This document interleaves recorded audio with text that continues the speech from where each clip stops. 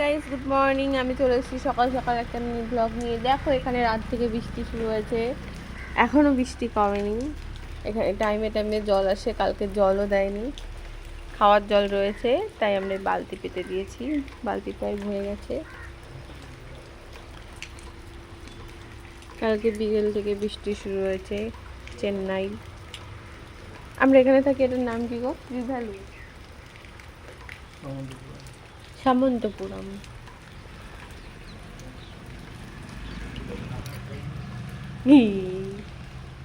আর আমার বর ডিউটি যাবে বলে ready.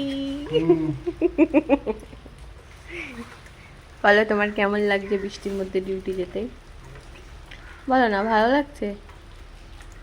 Hey you, Asian ID. हुसन मेरा तौबा तौबा तौबा तौबा।